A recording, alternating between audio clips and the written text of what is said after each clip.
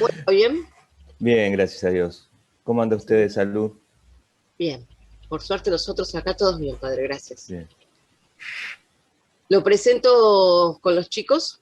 El profesor es el padre Andrés Vallejos, es el que les va a dar a ustedes hoy la unidad 8.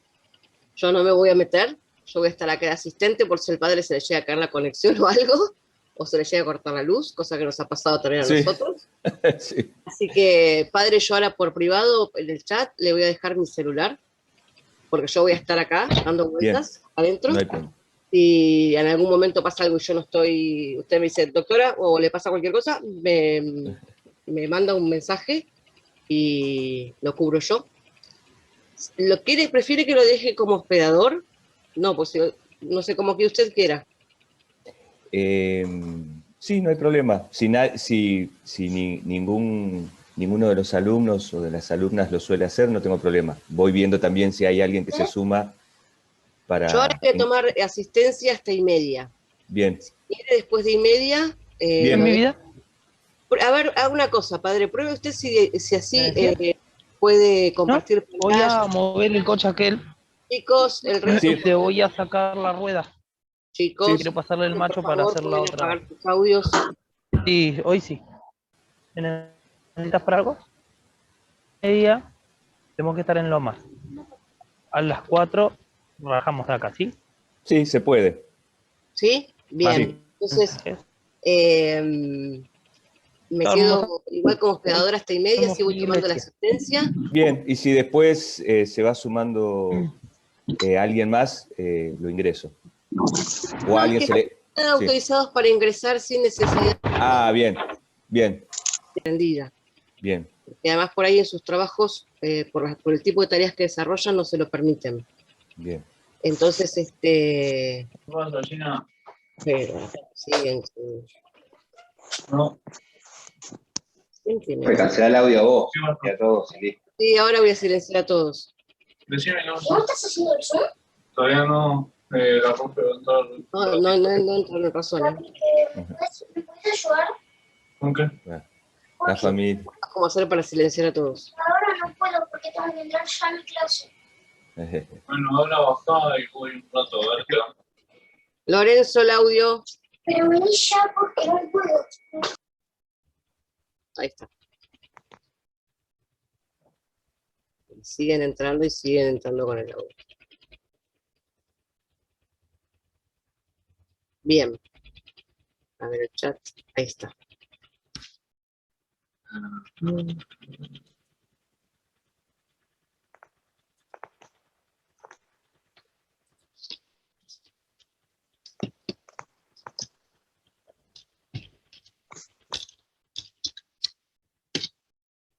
Ahí le compartí mi celular, padre.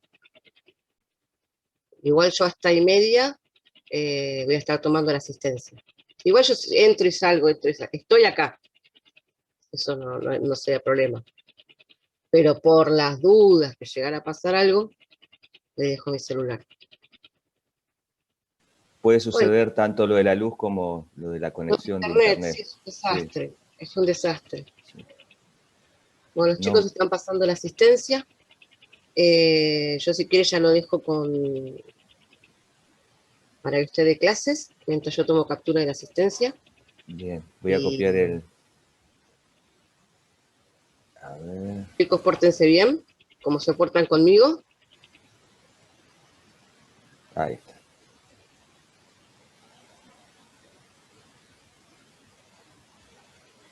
Ahí va. Somos muchos. Esta es una comisión grande. Mm. La segunda más grande conforme como se inscribieron los chicos en la cursada. Normalmente nosotros tenemos la comisión más grande a la mañana. Esta vez, este cuatrimestre nos ganó la de los jueves a la noche. Nos ganó por poquito y no sé cuántos siguen teniendo en asistencia. Ah, eso también es cierto, sí. Yo sigo Después... teniendo, como nosotros ya pasamos el primer parcial, sigo teniendo todavía bastante asistencia. Mm. Normalmente tengo cerca de, bueno, hoy no, recién hay 70 alumnos, pero hay entre 70 y 90 alumnos por clase. Bien, bien. ¿Usted, padre, todo bien? Bien, en este contexto, gracias a Dios, agradeciendo la salud y acompañando familias, distintas situaciones vinculadas con la pandemia, tanto en relación a la salud, visitando enfermos, personas internadas, también con COVID, y después, bueno, acompañando a aquellas familias que han perdido algún ser querido. Yo vivo con otras 17 personas, 3 tuvieron COVID, pero fue leve, hace 2 meses. El resto, gracias a Dios, no tuvimos dificultad. Actuamos rápido para aislarlos y no tuvieron complicaciones. Pero sí es cierto que en relación al año pasado, hoy todos tenemos en nuestro entorno personas o están delicadas de salud o han perdido algún ser querido, así que estamos en un tiempo todavía difícil. Nosotros, a ver, yo no he perdido a nadie, pero ya desde el año pasado estoy rodeada de gente que ha tenido COVID. Sí. El año pasado conocí más gente de alrededor mío, en mi entorno habitual, que este año. Sí. Este año estoy viendo que en la facultad hubo ya varias personas vidas, sí. Y de hecho, tanto el padre que cubría la capilla de acá de donde yo vivo, no sé si Sí. la misma semana los dos. En Turdera, Claro, de los padres palotinos. sí. Uno Sí. estaba en Córdoba, misionando en Córdoba, Sí, hacía muchísimos años, y el otro era el encargado de la capilla de acá de San Pedro. sí. Es un tiempo complejo. Pero bueno, no la retengo por la tarea que usted tiene Ya con le la dejo asistencia. como clase. Bueno, chicos, nada, estoy en el chat yendo y viniendo, si tienen alguna consulta, pórtense bien, como se portan conmigo, y disfruten de la clase con el padre. Gracias, padre. Yo ahora ya salgo de pantalla y desactivo el audio, tomo la Gracias, asistencia doctora. y nada. Buena clase. Muchas gracias. Estoy leyendo acá a Estela Cosentino, que dio positivo ayer. ¿Cómo está, Estela? Sí, buen día. Buen día. Pero hoy estoy mejor. Hoy, gracias a Dios, estoy mejor. Pero bueno, tengo que hacer todo un seguimiento, me dijo. Así que bueno, gracias a Dios puedo estar en casa. Eso es muy importante. Y se la escucha bien, más allá del malestar. Ujú, sí. Bueno, quiero saludar a cada uno, buenos días. Mi nombre es Andrés Vallejo, soy sacerdote. Mi tarea consiste, como sacerdote, en formar a futuros sacerdotes.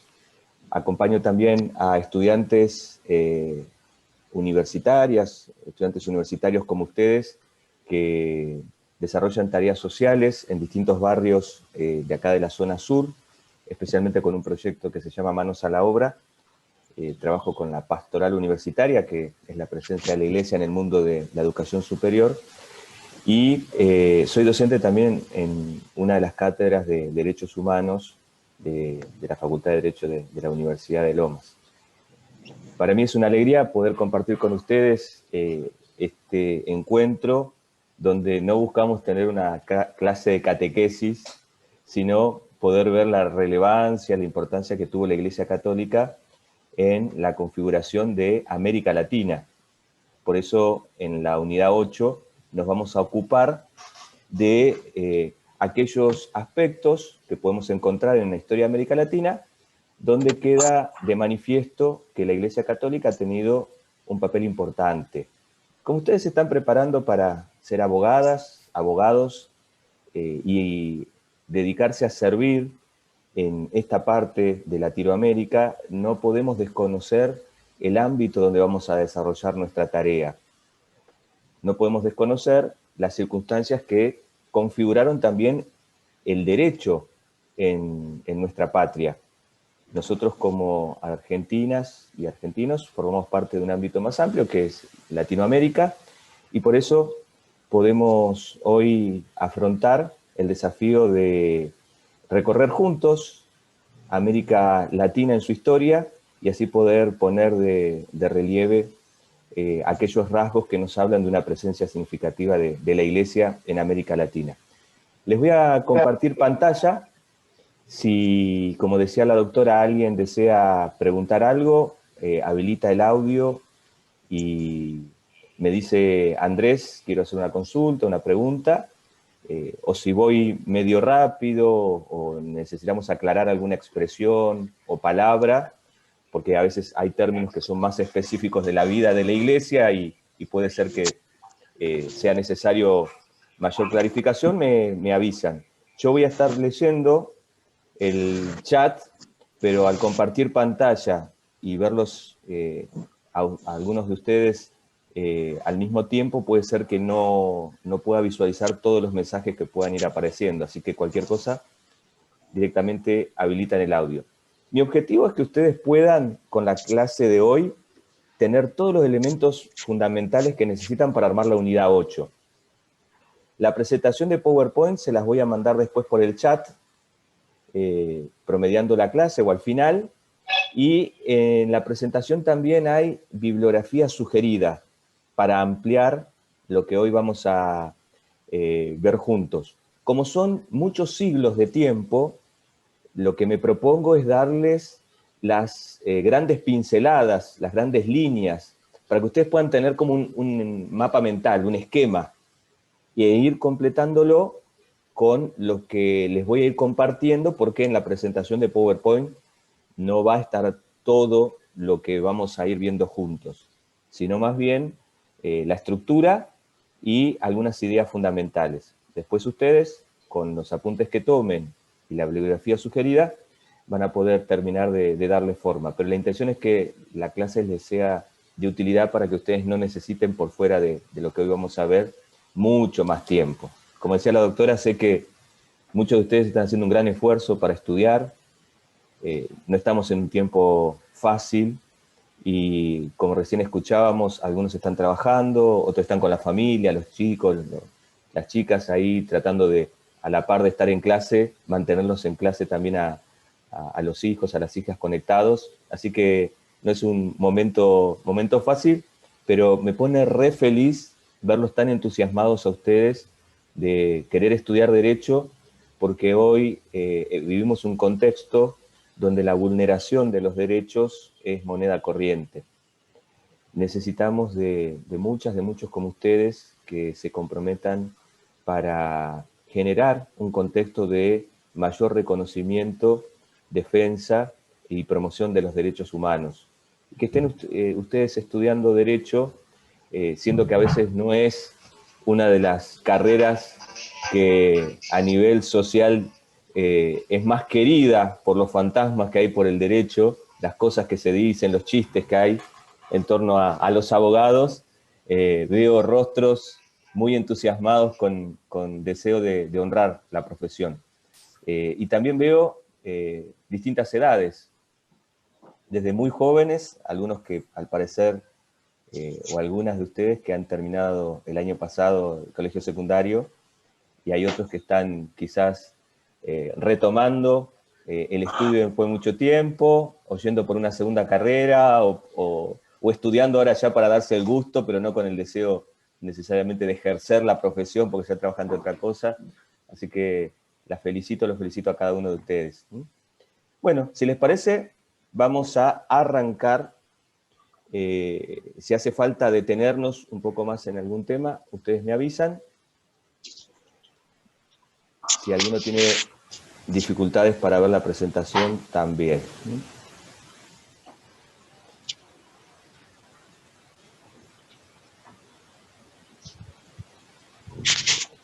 ¿Estamos viendo la presentación?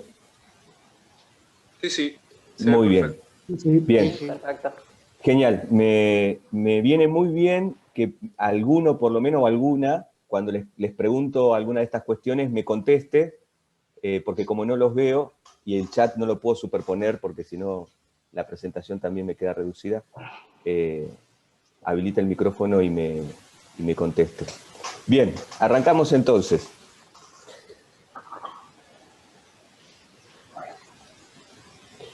Ahí tienen mi correo electrónico.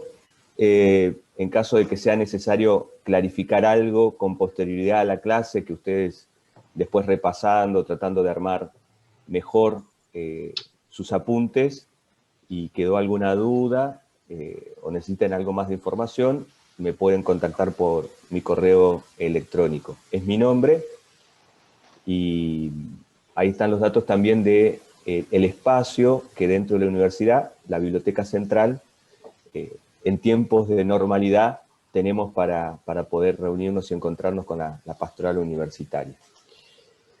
Respecto al material del estudio que les ofrezco como referencia, en primer lugar la presentación de PowerPoint que vamos a compartir. En segundo lugar, 2 libros que son de autoría del titular de la cátedra. Entiendo que hay algunos de estos textos que acá les especifico de manera digital, para que no tengan que necesariamente tratar de conseguir en este contexto el libro. El libro es este: Manual de Derecho y Realidad Social Latinoamericana. De este libro hay un capítulo específico que se dedica al tema que hoy nos ocupa. Es el capítulo 21, la Iglesia en Latinoamérica. No es largo, así que ahí pueden tener un panorama desarrollado de lo que hoy vamos a ver en grandes trazos. 2 capítulos complementarios de esta obra son el 5, que está relacionado con la época que nosotros vamos a abordar, los conflictos geopolíticos y legales en torno a la expansión, aproximación histórica, y el capítulo 7, formas de sometimiento aborigen en el periodo colonial americano, aproximación histórica. Ahí hay 2 capítulos complementarios al 21, que es el que a nosotros nos interesa. En segundo lugar está esta otra obra, La Iglesia Católica, Apostólica y Romana, preguntas y respuestas. También es una obra del doctor Galderisi, y ahí les hago un punteo de los temas que en esta obra y en qué páginas pueden encontrar. Temas que forman parte de la unidad 8 y que pueden ustedes enriquecer con esta bibliografía. Después con la doctora pueden verificar el hecho de poder contar con el material digital. Y finalmente hay una película optativa que si algún día tienen un ratito, un fin de semana, y quieren buscar, se llama La Misión, y grafica muy bien el conflicto que en un momento dado se planteó entre la presencia de la Iglesia Católica y la corona en torno a las misiones jesuíticas, que va a ser parte de los temas que hoy vamos a desarrollar. Es una película que está muy bien armada, más allá del tema, que grafica muy bien, tiene una banda de sonido y una estética visual que vale la pena. Es un clásico, y son de esas películas que uno dice, es medio viejita, pero no pasan de moda. Así que se las recomiendo para que la puedan ver, porque no van a perder el tiempo. Después de la clase que tengamos hoy y las que ustedes ya vienen desarrollando, van a traer elementos para entender mejor cuáles son los problemas o conflictos que subyacen en la película. Bien. Nosotros arrancamos con una breve reflexión que nos ponga en tema. Cuando contemplamos la identidad de América Latina, con sus contrastes, es el continente más pobre del mundo, justamente por la diferencia que hay entre los más ricos y los que menos tienen. América Latina en ese sentido tiene más contrastes que África. Una población marcada por la pobreza, la postergación, la vulneración de derechos. Y en este contexto no podemos dejar de señalar la relevancia que ha tenido la Iglesia Católica en la configuración de América Latina. Y en ese sentido, en nuestro país concretamente. Cuando nosotros miramos nuestra historia argentina y miramos nuestro presente como país, encontramos algunos vestigios que nos dan la pauta de la relevancia que ha tenido la Iglesia Católica en Argentina y América Latina. Uno de los vestigios edilicios que nosotros podemos encontrar y que nos habla de una presencia histórica de la Iglesia en Argentina es la planificación urbana de los pueblos. Cuando nosotros miramos en el interior del país cómo están armados los pueblos, encontramos la plaza central, la iglesia, la municipalidad, el banco, el correo, la policía, todo en torno a la plaza. Esa configuración es típica de las fundaciones españolas, que al dar inicio a un poblado ponía el templo de la Iglesia Católica en el corazón del pueblo. Por otro lado, tenemos nombres de provincias: Santa Cruz, San Juan, Santa Fe, Misiones, ríos, calles, que nos hablan de nombres religiosos. Y eso da cuenta de que en el momento fundacional de nuestro país, la Iglesia Católica ya tenía cierta relevancia. Por otro lado, cuando miramos las deliberaciones tanto de la Semana de Mayo, que hemos conmemorado hace unos días, como del Congreso de Tucumán, que vamos a conmemorar dentro de unas semanas, en ambas celebraciones, en ambas semanas históricas para nuestro país, encontramos el nombre de muchos religiosos, sacerdotes, que participaron de las discusiones, tanto en la Revolución de Mayo como en torno a la independencia. Esto nos pone de manifiesto que la Iglesia Católica también tuvo un rol destacado cuando se trató de la emancipación, no solamente de nuestro país, sino de América Latina, de la corona española. Y finalmente, quizás el dato más relevante, es la mención explícita que hace la Constitución de la Iglesia Católica y el estatus que le confiere en el ordenamiento jurídico argentino. La Iglesia Católica, en ese sentido, no es solo un culto, sino que es reconocida por el Estado con una categoría que le da relevancia en el sistema jurídico. Todos estos datos y otros nos muestran que la Iglesia Católica ha estado desde el origen, desde la configuración de nuestra identidad como argentinos y también como latinoamericanas y latinoamericanos. Muchos de ustedes quizás no lo habrán escuchado, pero los adultos, quienes son mayores de edad, los que tienen años de juventud acumulada, saben que en el siglo XVIII, siglo XIX, en nuestro país, todo el curso de la vida de una persona de algún modo estaba marcado por la presencia de la Iglesia Católica. La Iglesia Católica tenía el registro civil de los nacimientos. El acta de bautismo, al mismo tiempo, era el registro oficial del nacimiento de una persona. Luego, la educación estaba marcada también por la presencia de la Iglesia Católica, antes de que fuera pública. La salud. Había religiosas, monjas, decimos habitualmente, en los hospitales. Vemos signos religiosos en los espacios públicos, hospitales, tribunales, oficinas públicas en general. Podemos encontrar una cruz o alguna imagen de la Virgen de Luján o de otra advocación. Por otro lado, el cementerio también formaba parte de la gestión de la Iglesia Católica. Es decir, todo el itinerario vital, incluyendo el nacimiento, la educación, los trámites en general, la salud, el matrimonio, pasar por la Iglesia Católica para la celebración religiosa. Y la defunción, la muerte, era acompañado por esa presencia. Bueno, ¿cómo llegamos a esa realidad en nuestro país? Esa presencia tan intensa que dejó huellas tiene historia. Y eso es lo que hoy vamos a recorrer. Cuando nosotros queremos remontarnos al origen de esa presencia y nos preguntamos cuándo comenzó a estar presente la Iglesia Católica en América Latina, nos tenemos que remontar al minuto 1 de la presencia de la corona española en estas tierras. ¿Cuáles son los motivos que llevaron a la Iglesia a venir a Latinoamérica con las expediciones que llevó adelante Colón, especialmente a partir de la segunda expedición en adelante. Por un lado, la Iglesia viene a América Latina porque cuando ella fue fundada por Jesucristo, le dio una misión, el mandato apostólico. ¿Cuál fue la misión que le dio Jesucristo? Llevar su mensaje a todos los rincones de la tierra. La colonización abre un horizonte nuevo en la tierra. Hay un nuevo confín.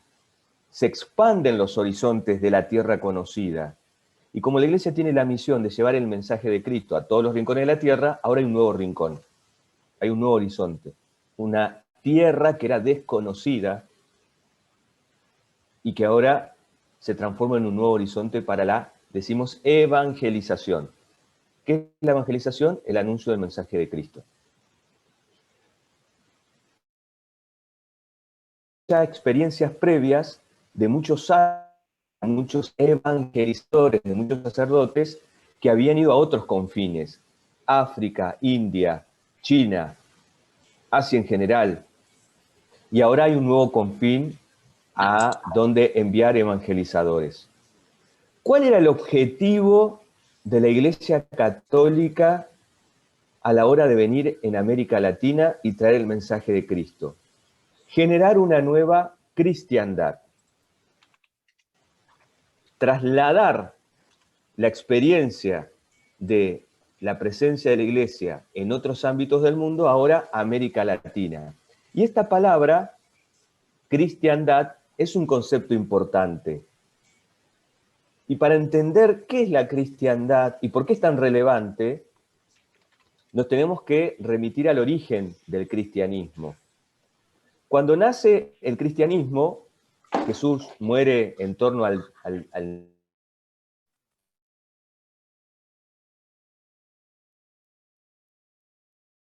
comienzan a unir, a formar pequeñas comunidades de culto, y esto lo hacen en el contexto político de un imperio. ¿Cuál era el imperio que estaba vigente en la época de Jesús? Los romanos. El Imperio Romano. Muy bien, el Imperio Romano. Muy bien. El Imperio Romano, en plena expansión, tenía sometido al ámbito de los judíos, pero le permitía a los judíos mantener su culto y su cultura, aceptando el dominio político del imperio, sin rendirle culto al emperador, que era parte de los desafíos que tenían los ciudadanos del imperio, reconocer al emperador como una divinidad. En ese contexto nace el cristianismo, que al principio era considerado como una secta del judaísmo, fue tomando forma y el mensaje de Jesús y el estilo de vida de los primeros cristianos fue visto por el imperio como una amenaza, porque los cristianos no le rendían culto al emperador, sino a Jesucristo. Por tanto, como el estilo de vida de los cristianos era visto como amenazante por el imperio, porque no se plegaban a todas las normas que establecía el emperador, comenzó a ser un culto perseguido.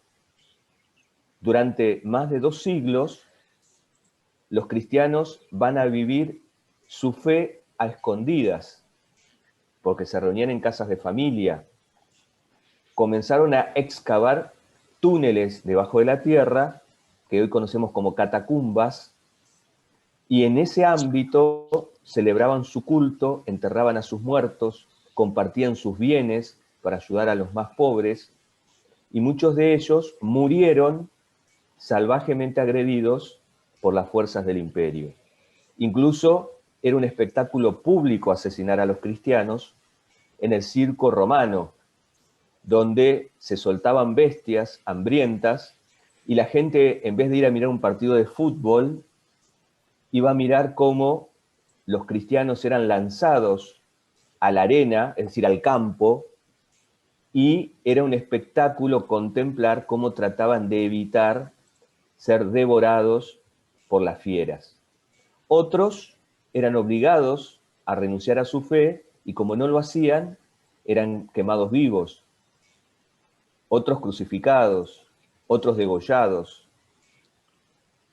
otros despedazados al ser atados sus extremidades. Por un lado, a una bestia, por el otro lado a otra, y esas bestias tomaban distancia y desmembraban los cuerpos. Todo eso vivieron los cristianos durante más de 2 siglos. ¿Cuál fue el cambio? En 313, luego que el emperador Constantino se convirtiera al cristianismo por influencia de su madre Helena, él publica un edicto, un documento oficial del imperio, que se conoce como el Edicto de Milán, donde establece que el cristianismo ahora empieza a ser ya no un culto perseguido, sino aceptado y tolerado, como otros cultos dentro del imperio. Ya dejaba de ser una amenaza. Constantino, detrás de esta decisión, no solo tenía intenciones religiosas, porque él se había convertido al cristianismo, sino también geopolíticas, diríamos hoy, utilizando una palabra moderna. ¿Por qué? Porque el cristianismo, entendía Constantino, podía ayudarlo a consolidar la unidad del imperio, un imperio inmenso, con muchas tensiones internas.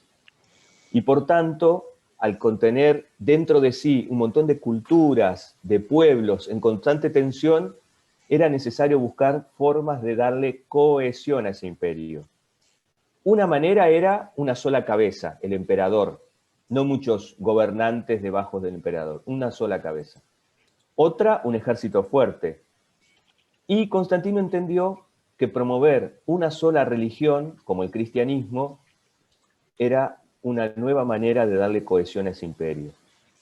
Una religión pacífica, una religión que no buscaba el conflicto, una religión que se ocupaba de los más pobres, condiciones estas propias del cristianismo, favorables para contribuir a la unidad del imperio. Una religión que también honraba a las autoridades.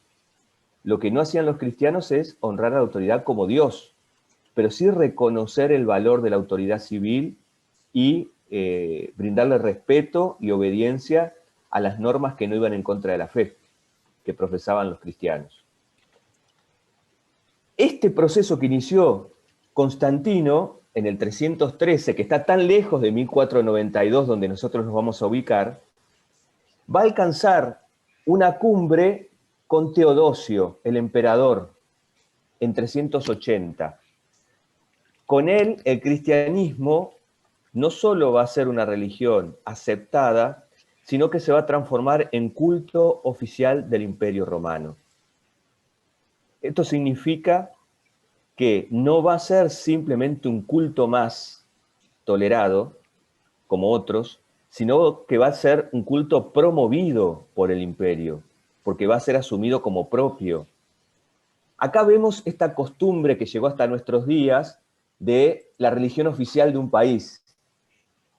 Nuestro país todavía sigue hablando, si bien jurídicamente no es así, pero todavía se sigue hablando como que la fe católica es la religión oficial. Pero en realidad eso es un resabio de esta situación que comienza en el Imperio Romano. La fe cristiana como culto oficial del imperio. ¿Qué va a suceder con esta nueva realidad jurídica de la Iglesia Católica en el contexto del Imperio Romano? Se van a configurar dos distorsiones en la relación entre la fe cristiana y el ámbito político institucional del Imperio Romano. Una distorsión se conoce como cesaropapismo. ¿Qué implica el cesaropapismo? Ahora, como la Iglesia Católica o la fe cristiana es el culto oficial del imperio, el emperador se va a arrogar la capacidad de tomar decisiones dentro de la Iglesia. Eso se conoce como cesaropapismo. El César tomando el lugar o las atribuciones propias del Papa. Va a influir en cuestiones de la vida interna de la Iglesia. Va a buscar influir en la elección de los obispos e inclusive de los papas de la época. Les va a poner impedimentos para ejercer su tarea.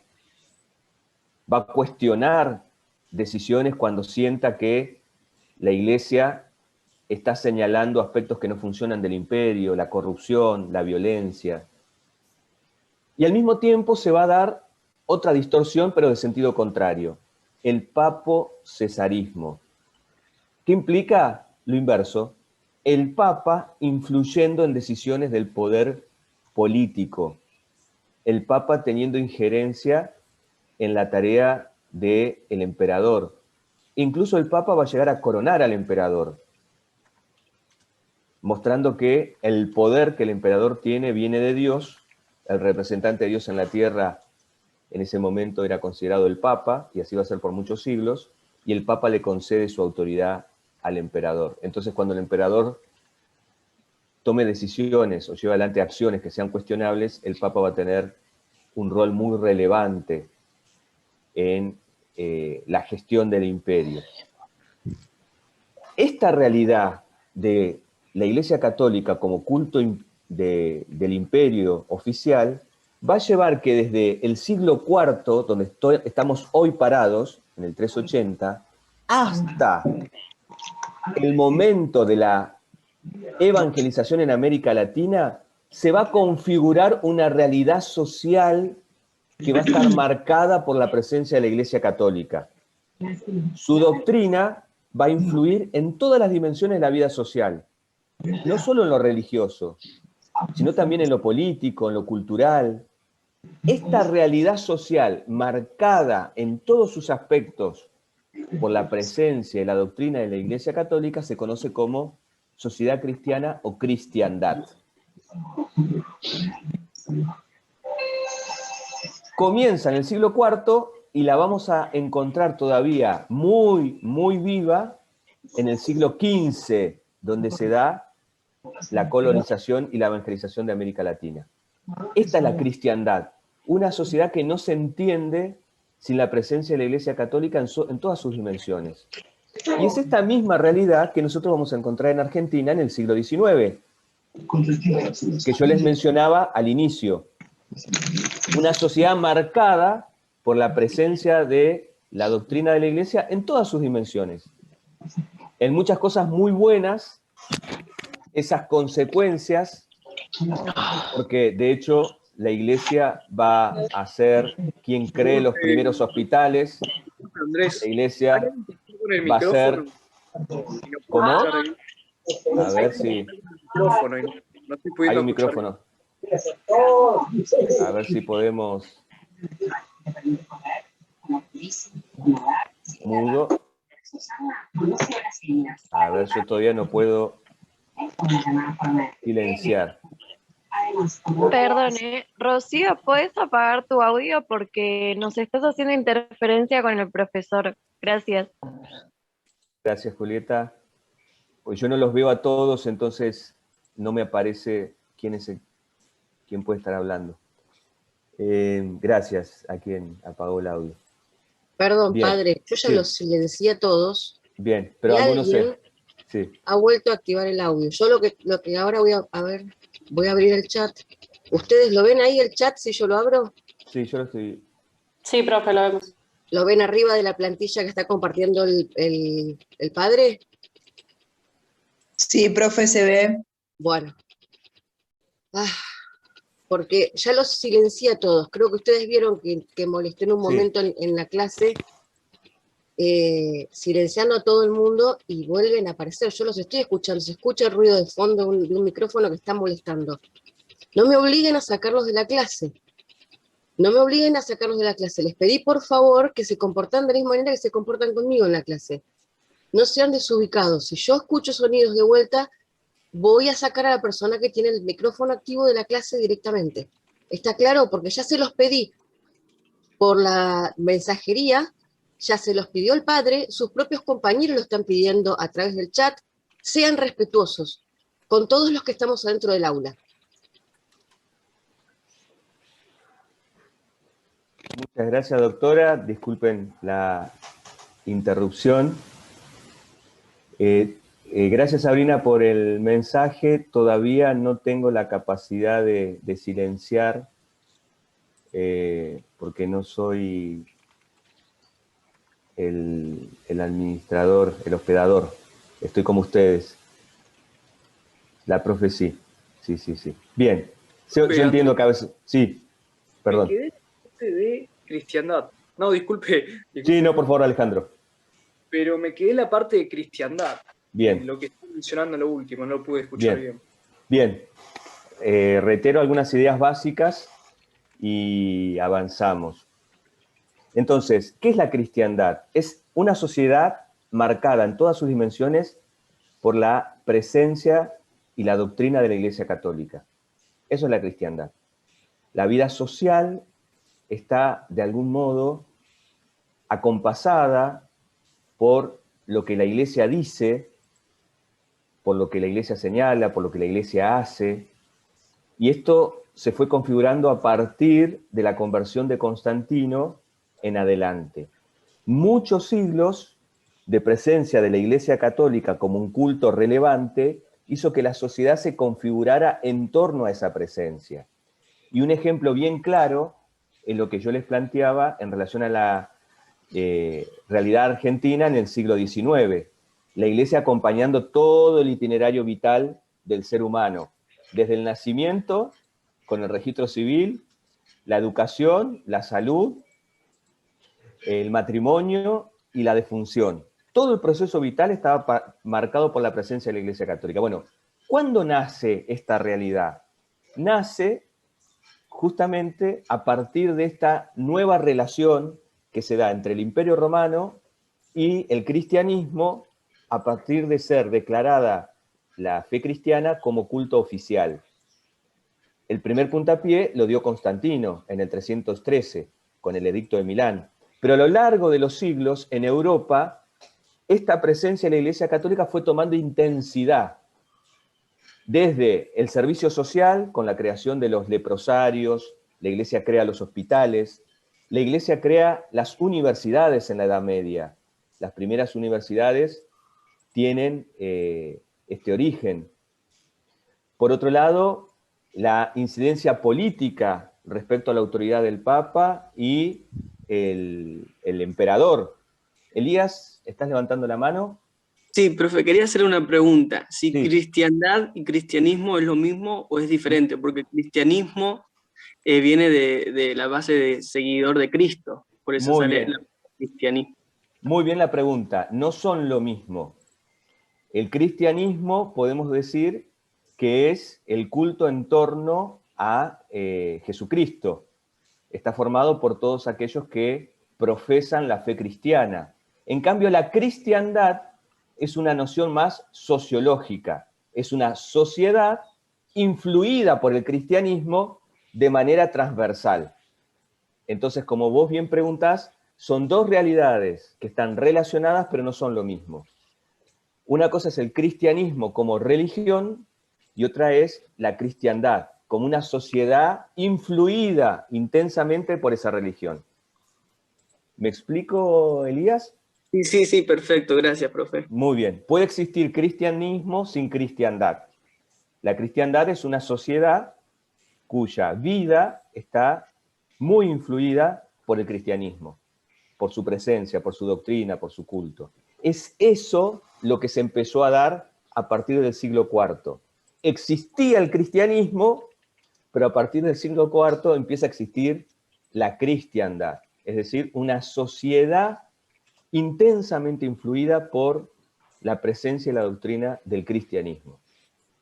Esta realidad se va a configurar con tal fuerza que cuando nosotros estemos parados, y ahora sí retomamos el proceso de la evangelización, cuando nosotros estemos parados en el siglo XV, 1492, en España, ¿quiénes van a ser los reyes que van a impulsar las expediciones de Colón? ¿Cómo los conocemos?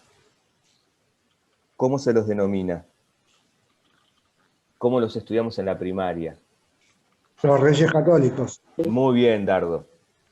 Está la relevancia que tiene la fe cristiana en la Europa del siglo XV, en este contexto de cristiandad, que a los reyes los conocemos por su religión.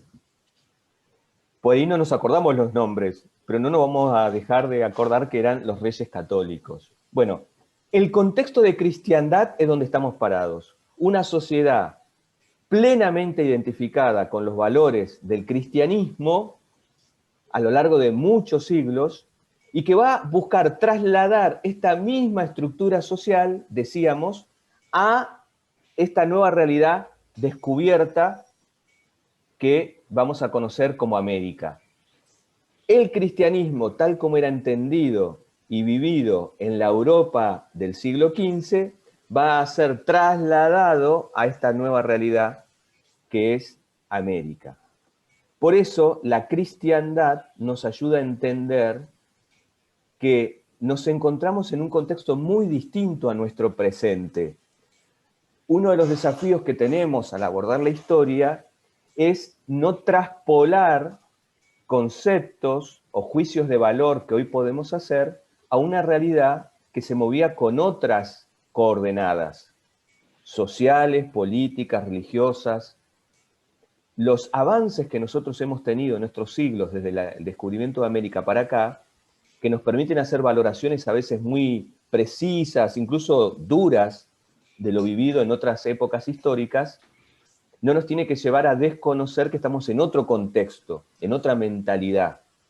Más allá de que podamos estar hoy en mejor posición para valorar lo vivido, no podemos tampoco desconocer que la realidad de la época era otra, y desde ahí tenemos que valorar y juzgar también lo que se vivió en ese momento. Entonces, a la hora de pensar la presencia de la Iglesia en América Latina, no podemos desconocer la realidad de cristiandad, que se vive en Europa y que se va a trasladar o buscar trasladar a América Latina a partir de la presencia de la corona española. Les propongo 4 etapas para entender la presencia de la Iglesia en América Latina. Cuando nosotros nos preguntamos desde cuándo está la Iglesia Católica en América Latina, tenemos que decir desde el minuto 1, desde la segunda expedición de Colón, 1493. De ahí para acá, vamos a dividir ese tiempo, desde 1493 hasta hoy, en 4 etapas. Esto les va a ayudar a ordenar la cabeza, porque a veces nos genera mucho conflicto la historia, nos mareamos en datos. Les propongo 4 etapas que les ayude a pensar el recorrido que vamos a hacer juntos. Hicimos un excursus, fuimos a el origen del cristianismo para entender el concepto de cristiandad simplemente. Pero nuestra atención se va a fijar en estas 4 etapas. Si nosotros pensamos la presencia de la Iglesia Católica en América Latina, tenemos que considerar 4 etapas, 4 fases. La primera la denominamos fase constitucional o fundacional. Va desde el siglo XVI, desde el 1500, hasta mediados del siglo XVII, en el 1600. ¿Por qué la llamamos etapa constitutivo-fundacional? Porque la Iglesia llega, se asienta y se organiza. Al desplegarse sobre toda América Latina, la Iglesia va avanzando en la presencia y en la organización en estos territorios. Menciono brevemente qué consiste cada etapa y después nos metemos en cada una de ellas. La segunda etapa es la que denominamos ciclo de cansancio y rutina. Una vez que la Iglesia llegó, se dispersó por el territorio y comenzó a organizarse, y ya está establecida, aparece una etapa de meseta, por eso le llamamos de cansancio o rutina. Aparecen tensiones entre la corona española y la Iglesia respecto a la consideración de los pueblos originarios y el trato que estos están teniendo. Entonces aparece un momento de serenidad tensa.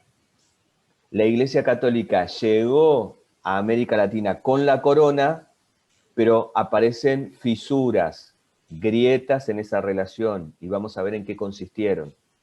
Esto se da entre mediados del siglo XVII, del 1600, y el siglo XVIII, en 1700. ¿En qué van a derivar estas tensiones, fricciones entre la Iglesia y la corona española en estas tierras? En una tercera época, la época de las grandes crisis, entre el siglo XIX, en 1800, y principios del siglo XX, 1900.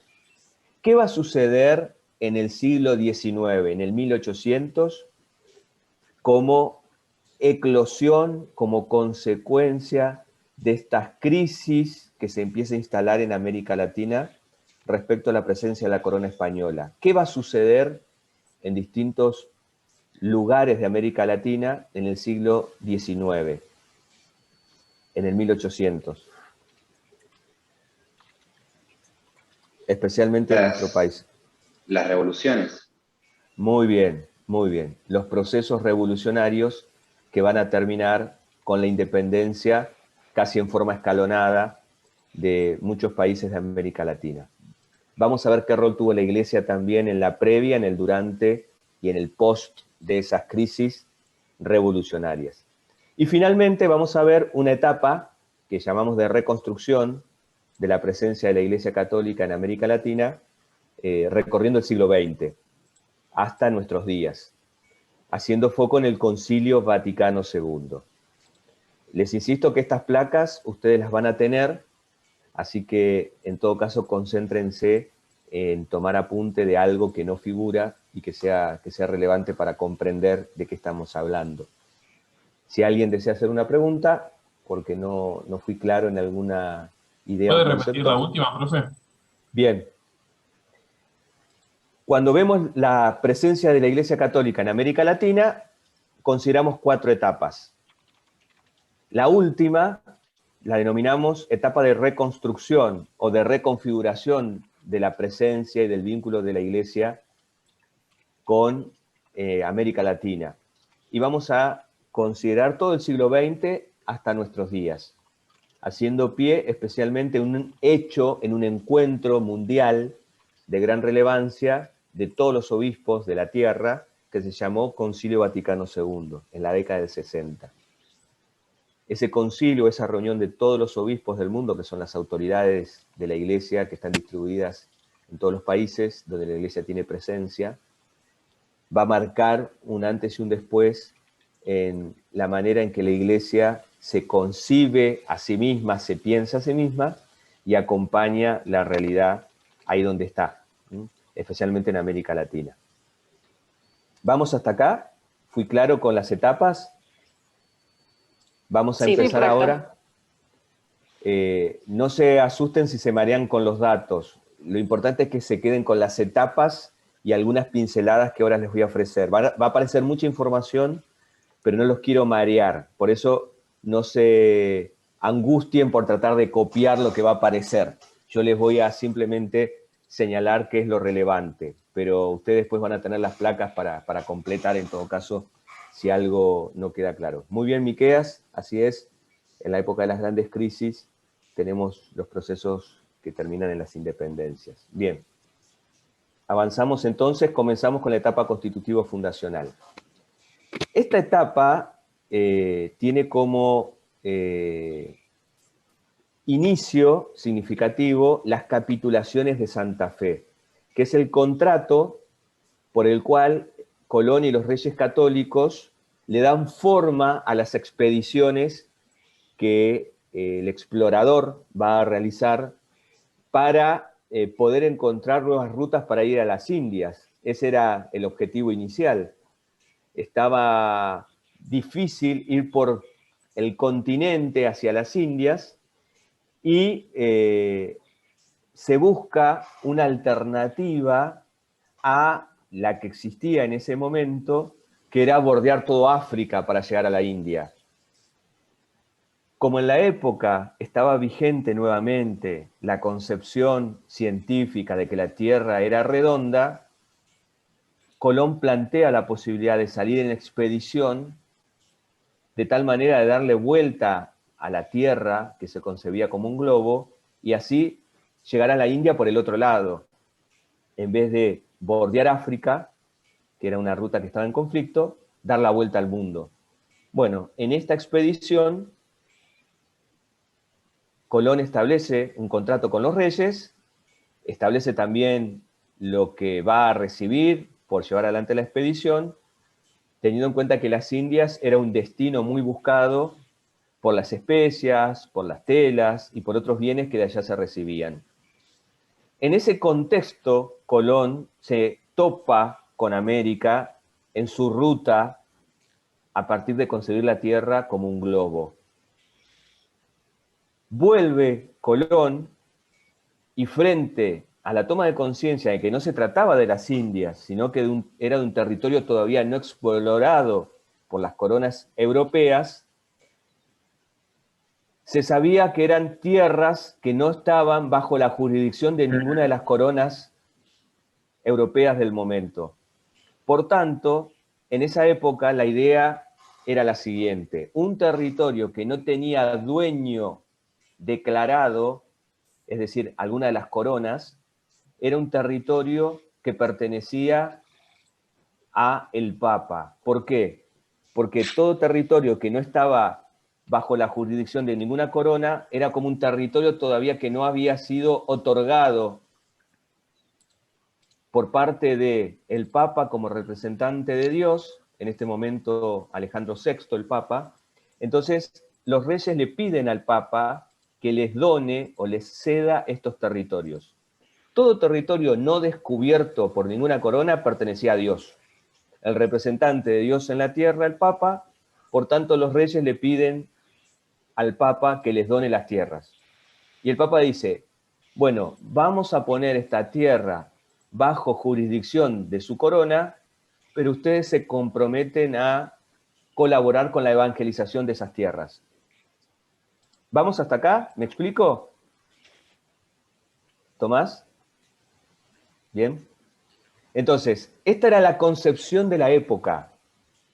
Por tanto, como la corona española no era la única que tenía intereses sobre estos territorios, sino que también entra en el juego Portugal, el Papa Alejandro VI, por unas bulas que se conocen como intercaetera o cetera, intercetera, que es un documento, no vamos a entrar en qué es una bula, es un tipo de documento papal. Le concede a la corona la posesión de estos territorios y hace mención a un criterio para distribuirse los territorios con la corona portuguesa, pero que no tuvo mayor efecto. Lo que va a venir después a clarificar cómo se van a distribuir los territorios es un nuevo tratado, que es el de Tordesillas. ¿Recuerdan el Tratado de Tordesillas? ¿Lo han escuchado nombrar?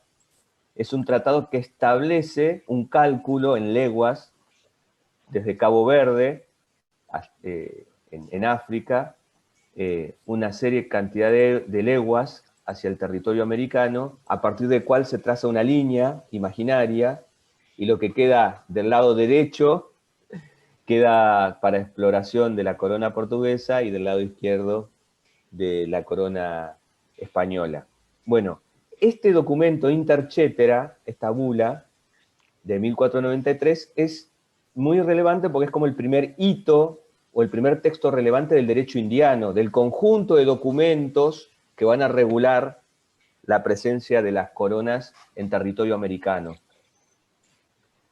El derecho indiano es este conjunto de normas que van a estar vigentes durante el dominio español. Y la intercetera va a ser como el puntapié de todo lo que después se va a ir elaborando como parte del derecho indiano. ¿Cómo se va a dar la presencia entonces de la Iglesia Católica a partir de estas gestiones ante el Papa? Bueno, Colón viene, su segundo viaje, y ya trae religiosos, trae miembros de órdenes religiosas, sacerdotes de distintas órdenes religiosas. Ahora vamos a ver qué es una orden religiosa. No se mareen con los datos, simplemente les muestro cómo a partir del Tratado de Tordesillas, 1494, se realiza este cálculo en leguas para distribuir geográficamente la jurisdicción de España y Portugal en la exploración y conquista de los territorios americanos. A partir del segundo viaje de Colón, va a comenzar a ver un montón de sacerdotes que van llegando a América Latina. Y ahí ustedes van viendo la distribución, simplemente para tener una idea. Y en 1511, a muy poco de que la iglesia llega a América Latina, se comienza a organizar. ¿De qué manera? Se crean las primeras diócesis. La iglesia, en este sentido, se organiza de una manera muy semejante al Estado en cuanto a su jurisdicción. Nosotros, si miramos cómo se organiza la iglesia, vamos a decir que la iglesia se organiza a través de pequeñas unidades geográficas que se conocen como diócesis. ¿Quiénes son los que vinieron a evangelizar y terminaron organizando estas diócesis? Las órdenes religiosas. ¿Qué son las órdenes religiosas? Son comunidades cristianas de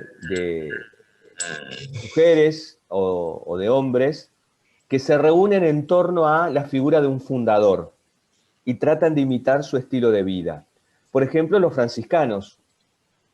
San Francisco de Asís funda a los franciscanos, que son personas que buscan vivir según el estilo de San Francisco. Los dominicos, fundados por Santo Domingo de Guzmán, tratan de vivir como él, su estilo de vida, sus opciones. Algunos se ocupaban de los pobres, otro del anuncio del evangelio, otro de los niños, otro más de la educación, otro de los enfermos. Las órdenes religiosas tienen distintas tareas.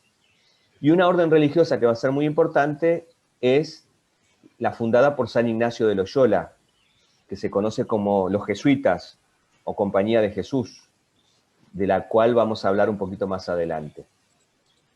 Vienen estos misioneros, estos evangelizadores, se distribuyen en América Latina y le comienzan a dar forma a la estructura de la iglesia en estas tierras.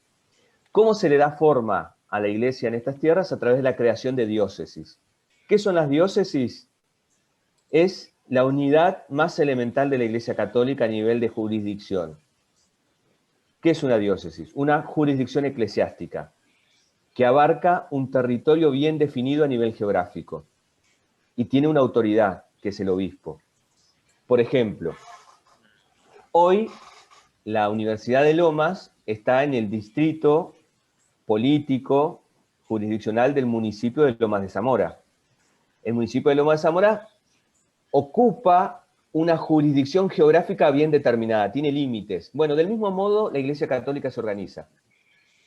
A nivel eclesiástico, el distrito en el que nos encontramos es la diócesis de Lomas de Zamora, que no solamente está constituida por el municipio de Lomas de Zamora, sino por otros 5 municipios más.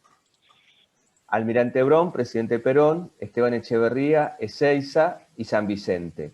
Todos esos municipios juntos, jurisdiccionalmente hablando para la Iglesia, constituyen la diócesis de Lomas de Zamora. Y tiene un obispo a cargo, que es Jorge Lugones.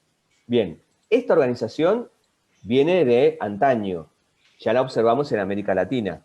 La Iglesia se organiza creando diócesis y le pone como autoridad un obispo. Y los sacerdotes que están en esa jurisdicción dependen de ese obispo.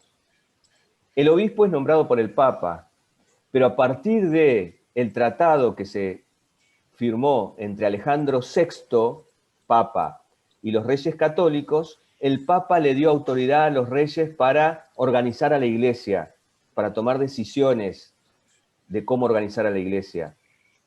Esto es lo que nosotros veíamos desde el Imperio Romano como césaropapismo. La autoridad política tomando decisiones de la vida interna de la Iglesia, como nombrar, por ejemplo, a sus autoridades. Ustedes imagínense que el Papa no tenía WhatsApp, mail, no había teléfono, sino que el Papa se enteraba de lo que sucedía en América Latina a través de lo que le decía la corona, que tenía la autoridad para organizar a la Iglesia Católica en estas tierras. Hacia adentro, las diócesis, que son estas jurisdicciones eclesiásticas, se dividen en jurisdicciones más pequeñas, que denominamos parroquias, que tienen un sacerdote a cargo que se llama párroco. Y a su vez las parroquias tienen pequeños templos distribuidos entre las ciudades o barrios más alejados, ¿sí? Que funcionan como capillas. Son templos satélites, que se puede decir, del centro parroquial. El conjunto de diócesis va a formar la conferencia episcopal de cada país. Y todas las conferencias episcopales, en este caso de América Latina, conforman lo que se conoce como Consejo Episcopal Latinoamericano. Todas estas instancias, las nacionales como las latinoamericanas, son más actuales, del siglo XX.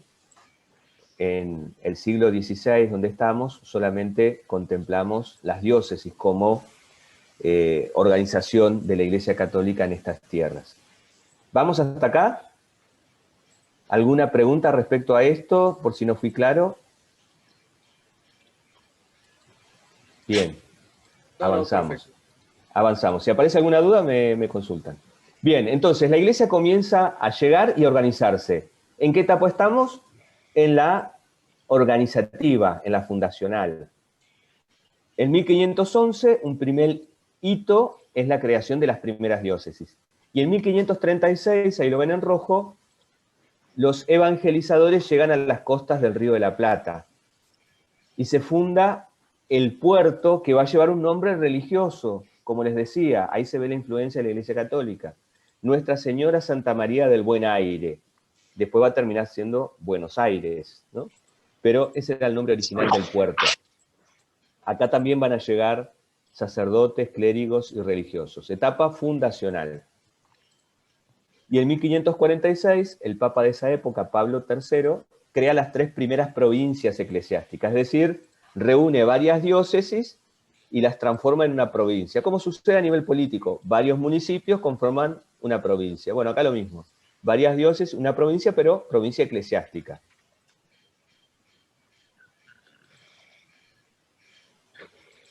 Un momento relevante, y esto creo que es muy importante que ustedes lo retengan, va a ser el 1567, porque van a llegar los jesuitas a estas tierras. Los primeros evangelizadores vienen en 1493. ¿Por qué los jesuitas, siendo una orden religiosa tan importante, recién van a venir en 1567? Mucho tiempo después de que empezaron a llegar otras órdenes religiosas. Los jesuitas recién van a venir ahí porque fueron creados en 1540. Aprobados más bien por el Papa en 1540. Antes no existían. Cuando Colón vino y vinieron después las primeras expediciones de forma sucesiva, no existían los jesuitas. San Ignacio de Loyola los crea en la década del 30, de ese 1500 en el que estamos, y en 1540 el Papa los aprueba. En el 67 vienen los jesuitas. Y en 1620 se crea la diócesis de Buenos Aires, que hoy conocemos como Arquidiócesis de Buenos Aires, de la que fue obispo el cardenal Bergoglio, hoy Papa Francisco. 1620, miren lo antigua que es la diócesis, jurisdiccionalmente hablando, de Buenos Aires. Entonces, llegan los jesuitas en 1567 y van a llevar adelante una obra impresionante. No solamente los religiosos van a bautizar, van a dar catequesis, van a transmitir la doctrina cristiana, sino que especialmente los jesuitas, que ahora vamos a detallar mejor en qué consistió su obra, hicieron una tarea impresionante. Como les decía, los jesuitas, o Compañía de Jesús, es una orden religiosa fundada por San Ignacio de Loyola en 1534 en Europa, y fue aprobada en 1540 por el Papa. Fue una orden religiosa de vanguardia. Enviaron a América a la gente, ahí Fabricio, enviaron a América a sus sacerdotes más preparados. Enviaron arquitectos, ingenieros, maestros en música, preparados en economía, en cuestiones sociales. Y en América Latina no solo evangelizaron anunciando el mensaje de Cristo y transmitiendo la fe, sino que tuvieron gran relevancia a nivel educativo, social económico, político y también religioso, claramente. Y esa presencia jesuita en toda América Latina dejó huellas. Una de las obras más conocidas, de las cuales nosotros hoy tenemos ruinas, son las reducciones jesuíticas, como las que encontramos en Misiones.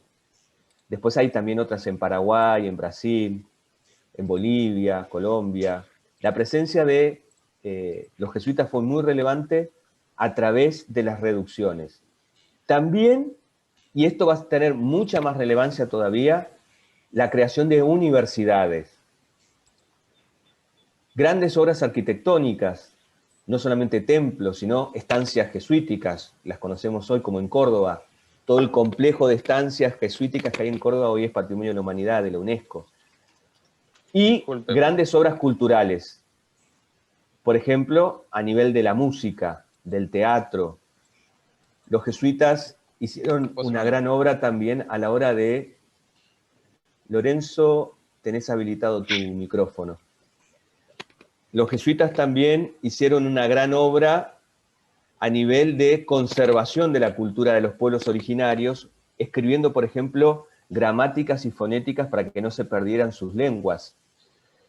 ¿Por qué fue tan importante la presencia de los jesuitas en América Latina? Ustedes saben que la Iglesia Católica, como recién decíamos, llegó con la corona española.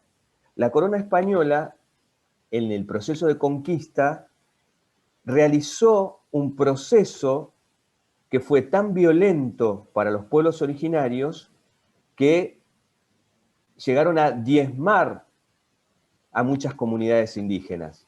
¿Qué significa diezmar?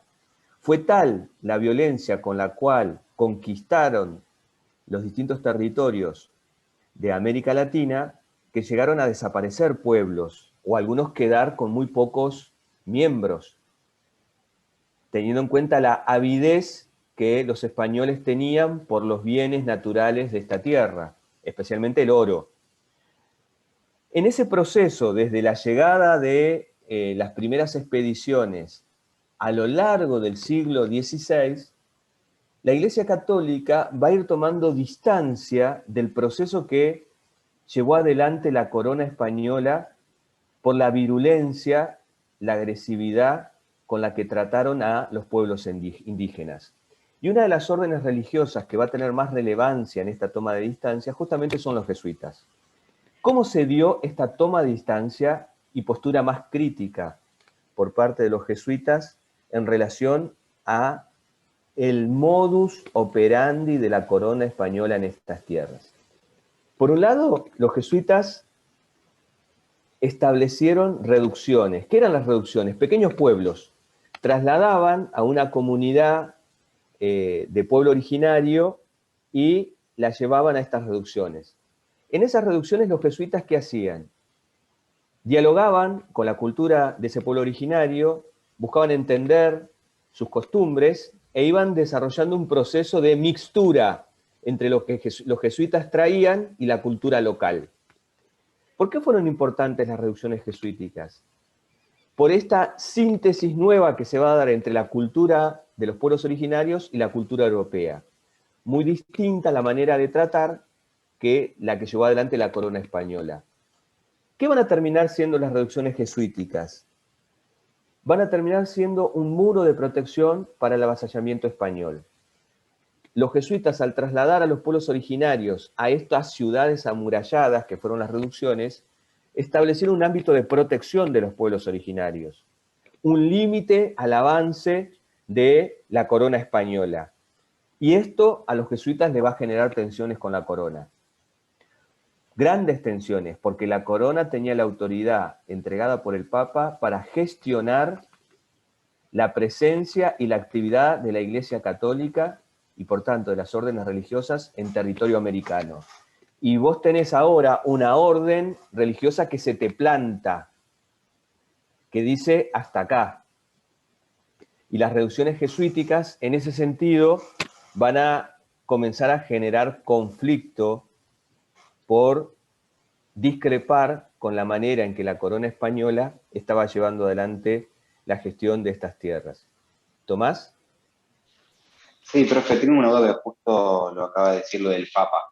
Entonces la Iglesia como que apoyaba el hecho de que los españoles hagan todo lo que hicieron con los pueblos originarios, excepto los jesuitas.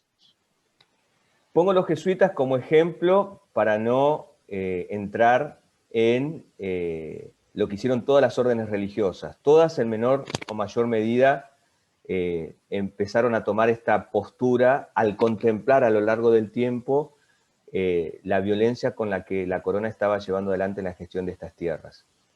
Cuando nosotros ahora avancemos en relación a lo que vos preguntás, vamos a ver que ha habido distintas posiciones dentro de la Iglesia respecto a lo que la corona realizó. Por parte de los sacerdotes y de algunos obispos, vamos a ver una mirada muy crítica respecto a lo que la corona llevó adelante. Pero también van a haber otros hombres de iglesia, en este caso, que no van a cuestionar con la misma virulencia que los jesuitas y otras órdenes religiosas lo que estaba sucediendo en América a partir del modo de gestionar de la corona española. Algunos van a estar en contra, los jesuitas son como el exponente máximo de esa oposición. Pero ahora vamos a ver que son muchos más los que van a estar en contra a medida que se despliegue el poder de la corona española con tanta violencia en estos territorios. Vamos a encontrar algunos que estuvieron a favor, y en ese sentido vamos a escuchar la voz de uno en particular que va a ser muy crítico de que muchas personas, miembros de la Iglesia, o estén a favor o no digan nada en relación a la violencia desatada contra los pueblos originarios. Así que no va a haber una postura monolítica, sino que respecto a qué rol tuvo la Iglesia, o qué postura o qué mirada tenía la Iglesia del proceso de la colonización, vamos a tener un arco ahí para distinguir. Pongo los jesuitas porque podríamos detenernos mucho más tiempo, pero como ustedes han visto en las etapas que vamos a recorrer, no nos va a dar el tiempo para llegar al siglo XX, pero tendríamos mucho para ver. Los jesuitas quizás son la referencia más integral por todo lo que realizaron, pero podríamos hablar de los mercedarios, de los dominicos. De hecho, vamos a hablar de un obispo dominico muy crítico del rol de la corona española. Ahora, paso seguido, lo vamos a ver. Así que como conclusión, es interesante señalar que vamos a encontrar variedad de posturas dentro de la Iglesia Católica. El hecho de que la corona tuviera la autoridad para gestionar los aspectos internos de la Iglesia y el modo en que la Iglesia procedía en América Latina generó mucha tensión. Y los jesuitas llevaron esa tensión hasta las cuerdas, y vamos a ver cuáles fueron las consecuencias. ¿Estamos hasta acá con la respuesta o alguna precisión más? No, está bien, gracias. Entonces, los jesuitas, con las reducciones, llevaron adelante esta obra que les mencionaba. Una de las más importantes van a ser las universidades, sobre las cuales ahora vamos a charlar, y unas que a nivel cultural tienen gran relevancia son las arquitectónicas y las musicales.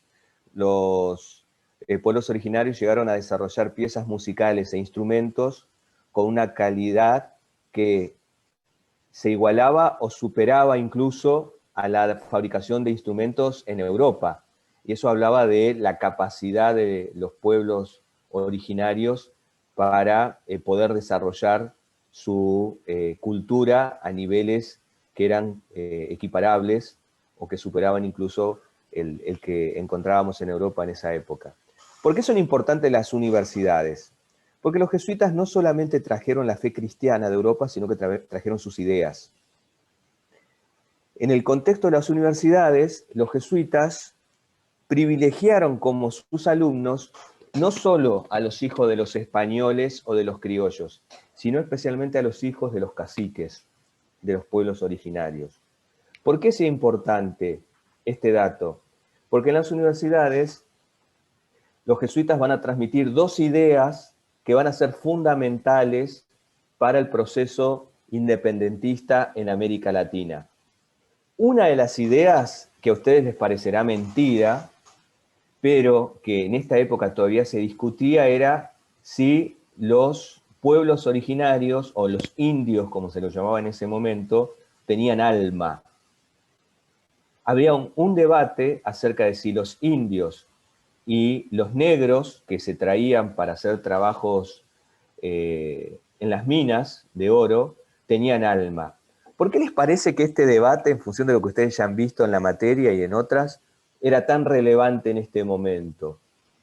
¿Por qué era relevante afirmar o negar que los pueblos originarios y los negros tuvieran o no alma? Porque si tiene Por alma, los derechos que iban a, Porque los, por los derechos que iban a Brandon, tener. muy bien. Por Los una cuestión, consideraba personas. muy bien. Entonces no era un debate menor, no era un debate teórico estéril, sino que tenía gran relevancia. Los jesuitas van a traer sobre este debate una teoría que ya era sostenida en Salamanca, una universidad muy importante en esta época en España, y que es una universidad que depende de los jesuitas justamente. Van a traer una teoría muy, muy contundente al respecto, y van a tomar posición en este debate. Una de las teorías que van a traer los jesuitas justamente tiene que ver con la dignidad de los pueblos originarios, al reconocerles la pertenencia a la común naturaleza humana. Y por tanto, si son seres humanos como los españoles que los están oprimiendo, tienen los mismos derechos. Y cualquier avasallamiento de esa dignidad de manera violenta es avasallar los derechos de otra persona humana. Por tanto, cuando los jesuitas empiezan a enseñarle a los hijos de los caciques que sus pueblos tienen dignidad, la misma dignidad que los españoles, esto va a ser un nuevo foco de conflicto con la corona española. Un dato significativo al respecto es que en esta forma en la cual los jesuitas acompañan a los pueblos originarios, vemos el valor de la educación para el reconocimiento y la defensa de la común dignidad y de los derechos inalienables.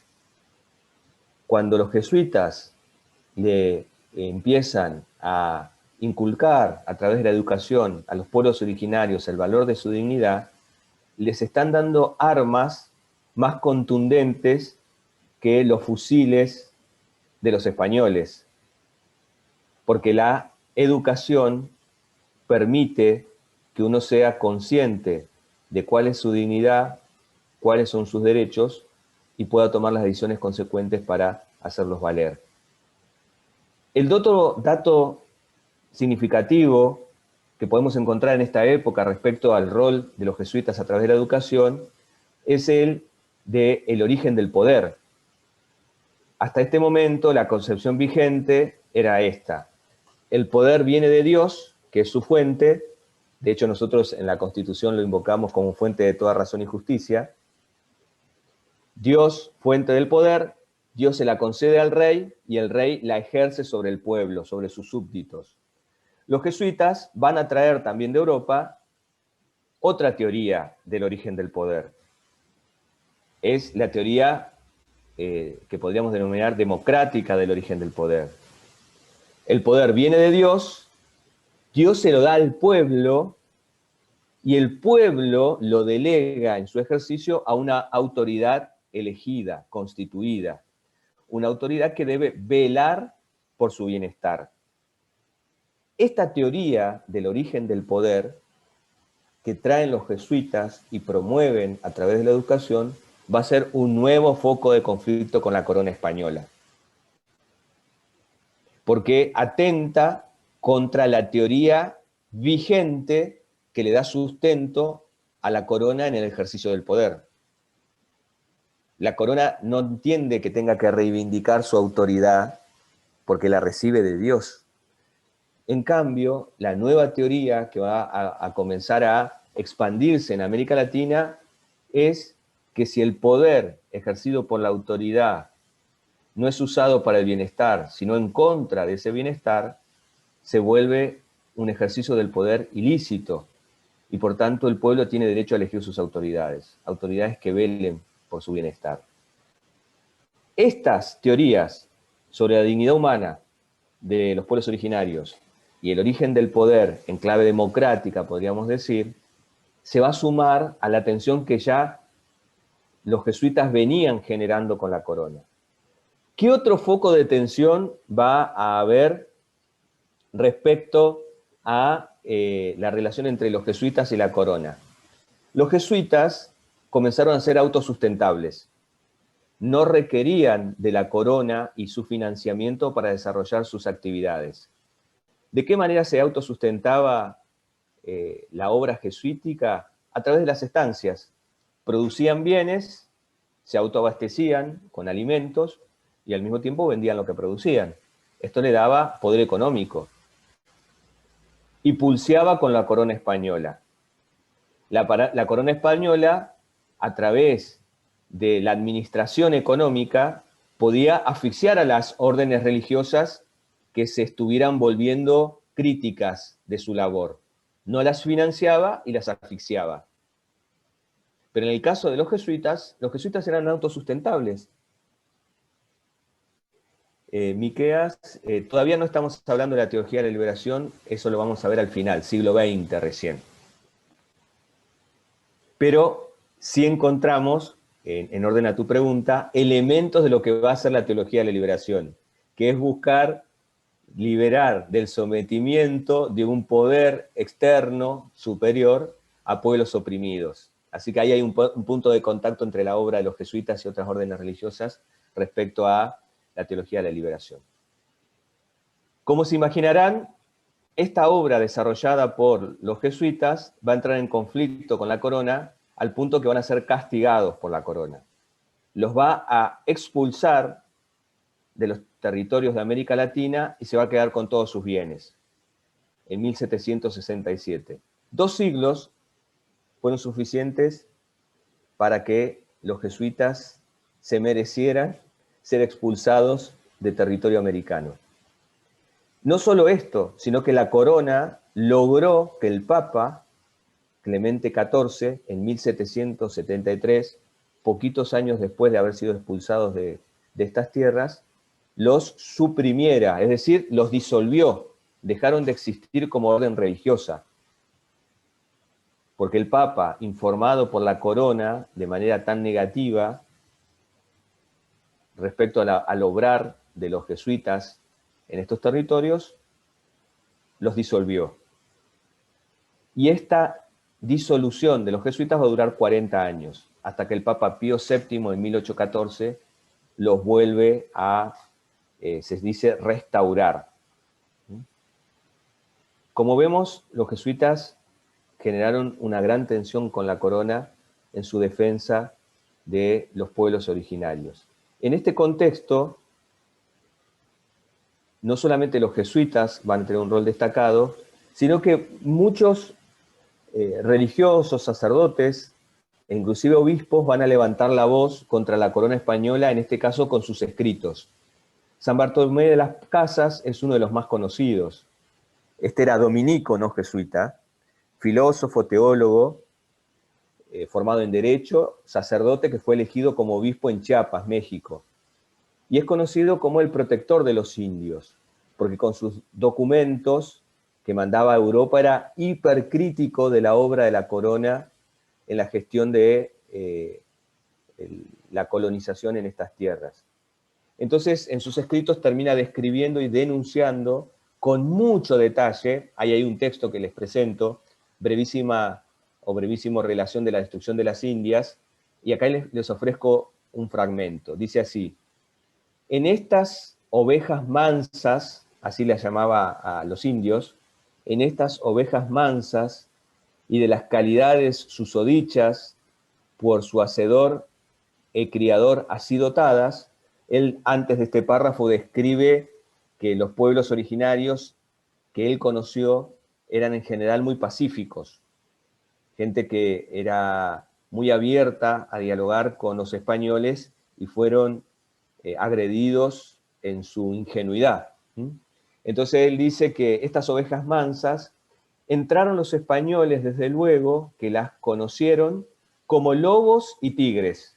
Usa dos imágenes para mostrar cuál era la realidad de algunos pueblos originarios y cuál era la imagen que traían los españoles con su agresividad. Lobos y tigres, como que se abalanzan lobos y tigres sobre ovejas.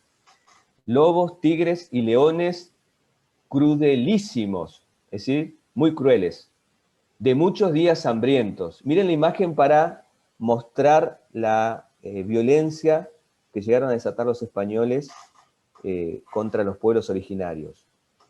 Lobos, tigres y leones crueles, como si tuvieran muchos días de hambre. Y otra cosa no han hecho de 40 años a esta parte, hasta hoy, y hoy en este día lo hacen. Él mira 40 años de presencia de los españoles y dice, todos los días han venido haciendo eso, hasta hoy lo siguen haciendo, en el día donde se encontraba escribiendo esto San Bartolomé de las Casas. Sino despedazadas, sería como despedazadas, ¿no? Matallas, angustialas, afligilas, atormentalas y destruílas por las entrañas, y nuevas e varias e nunca otras tales vistas, ni leídas, ni oídas maneras de crueldad.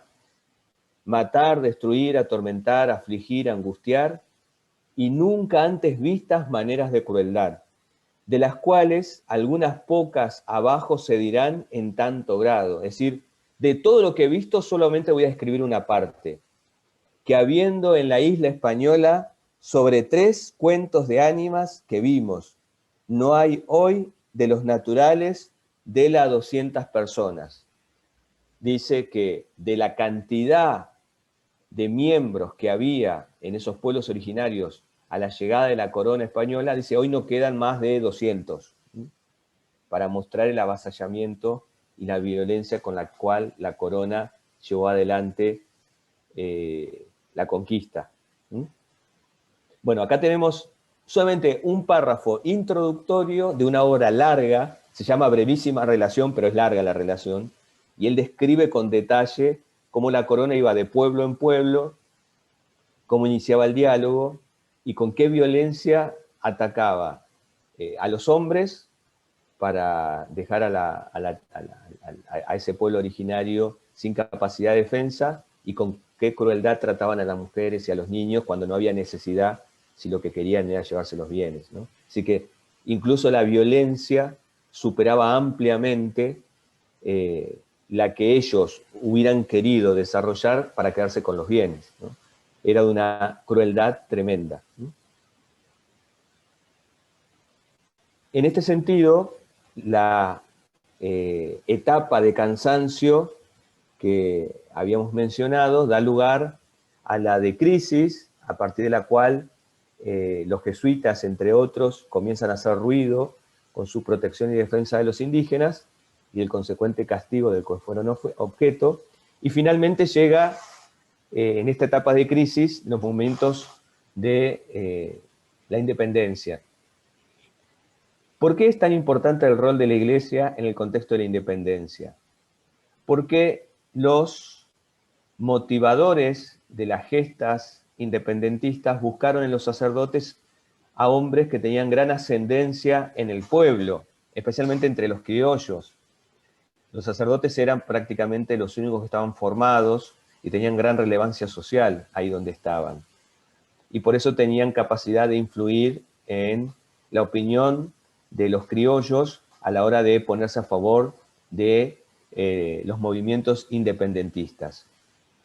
La corte española, viendo que se le empezaban a sublevar desde la Iglesia a las órdenes religiosas, le pidió al Papa que condene los movimientos independentistas.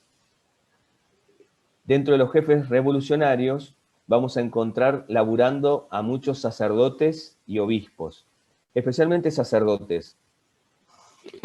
¿Por qué el movimiento independentista va a tener gran fuerza y va a ir creciendo en intensidad? Profe, por un lado, sí. ¿puede poner la PowerPoint anterior? Un segundito. Sí. Gracias, listo. Entonces, ¿por qué va a ser tan importante el rol de los sacerdotes y de los obispos en el proceso independentista en esta tercera etapa de crisis? Por un lado, los sacerdotes en su mayoría van a estar a favor de la independencia. Los que se van a mostrar un poco más reacios son los obispos, las autoridades que habían sido elegidos en su mayoría por incidencia de la corona española. Estar a favor de los movimientos independentistas era como morderle la mano al que te dio de comer. Por tanto, en los obispos vamos a encontrar mayor resistencia en este momento a los procesos independentistas. Por lo menos en Argentina. Van a haber obispos como San Bartolomé de las Casas que claramente van a estar a favor de estos procesos, como otros muchos. Pero en América concretamente, la mayoría, no eran tantos tampoco en ese momento, había pocas diócesis en Argentina que ocupaban gran territorio, o estaban en contra abiertamente o hacían silencio respecto al proceso que se estaba configurando. El clero era la clase más preparada, tenía prestigio social y gran influencia en el pueblo para convencer respecto al valor de la autonomía. En este sentido, había un gran resentimiento de los criollos porque habían sido postergados en los puestos y en la gestión de gobierno de la corona en estas tierras. Y por otro lado, el Real Patronato, que era este acuerdo por el cual la corona gestionaba aspectos muy precisos de la Iglesia en estas tierras, había generado un gran nivel de opresión y deseos, por tanto, de libertad. Y la expulsión de la Compañía de Jesús en 1767 terminó de impulsar los movimientos independentistas. En este sentido, ayudó mucho las dos doctrinas que mencionábamos antes, que especialmente los jesuitas impulsaron a través de la educación. Por un lado, el origen clásico del poder que ellos aprendieron de su formación escolástica en España, de la soberanía popular, como un poder indirecto, ¿no?, del pueblo recibido por Dios y este otorgado al rey, y las malas relaciones que tenían los miembros del clero respecto a la corona española.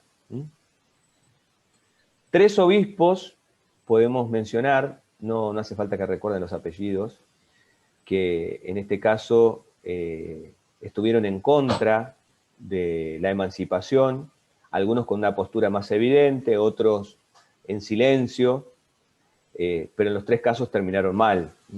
Algunos renunciando, otros fusilados, otros escapando. Cuando la crisis desatada por las gestas independentistas ya estaba desatada.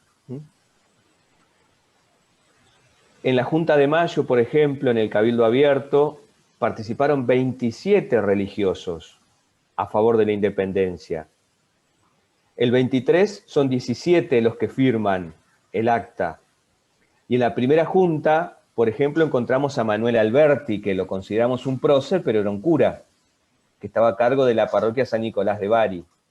En ese momento, el templo de esa parroquia estaba donde hoy está el obelisco, que fue trasladada ahora a la avenida Santa Fe, donde la encontramos.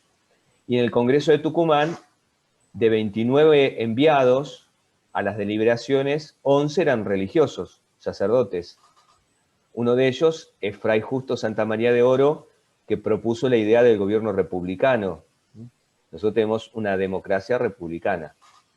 La democracia supone que el pueblo elige a sus autoridades por el voto, y el gobierno republicano, que el poder está dividido en 3 poderes.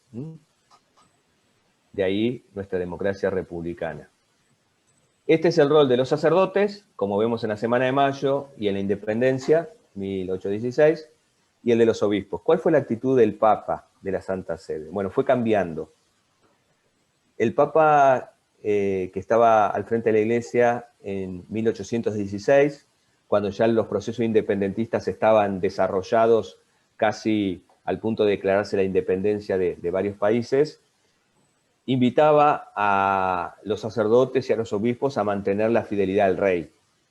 Ustedes saben que había una relación muy intensa entre el Papa y los reyes a partir de los acuerdos por los cuales la Iglesia en estas tierras llegó y fue gestionada por la corona española. Luego, León XII, una vez que ya se habían declarado la independencia de varios países en América Latina, en 1824 se declara neutro en las tensiones entre la corona y los países que van surgiendo a partir de la independencia. Esto se conoce como neutralidad pontificia. No estaba a favor de ninguna de las dos partes.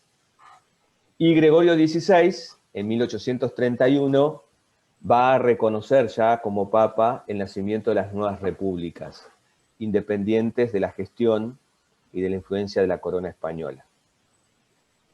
¿Qué balance podemos hacer para hacer una pausa y arrancar con el siglo XX de estas tres primeras etapas? La constitutiva, luego la de meseta y la de crisis.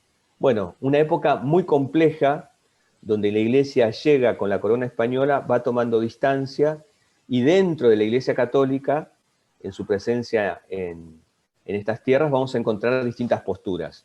El Papa, a partir del acuerdo que firmó con los reyes, a favor del proceso que se estaba llevando adelante, según informaban los reyes.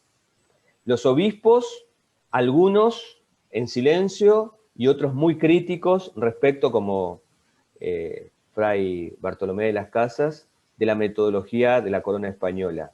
Y las órdenes religiosas en una creciente opción decisiva en favor de los pueblos originarios, como vimos en el caso, por ejemplo, de los jesuitas, al punto que muchos sacerdotes se van a involucrar en las causas independentistas.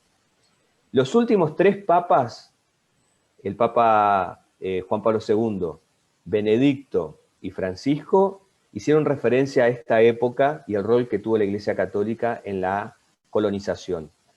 El Papa Juan Pablo II vino a América en 1992, cuando se cumplieron 500 años de este proceso, de la llegada de Colón a América.